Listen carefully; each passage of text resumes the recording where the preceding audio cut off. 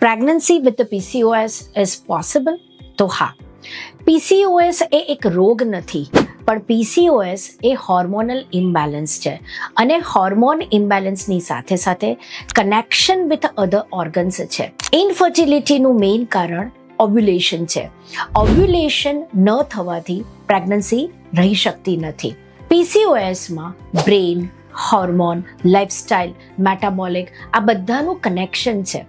Homeopathic સાયન્સમાં certain medicines જેમ કે ફોસ્ફરસ કે જે બ્રેઇન માટે કામ કરે છે, મેટાબોલિક લાઇકોપોડિયમ, ઇમોશન્સ માટે નાટ્રમ્યુર અને હોર્મોન્સને બેલેન્સ કરે છે થુજા.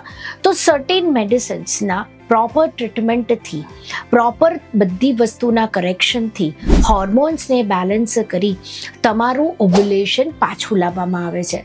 ઓવ્યુલેશન જો પ્રોપરલી હોય તો જ પ્રેગ્નન્સી શક્ય છે. સો PCOSમાં પીરિયડ્સને ન ઠીક કરતાં પ્રોપર કરેક્શન કરવું ખૂબ જ જરૂરી છે.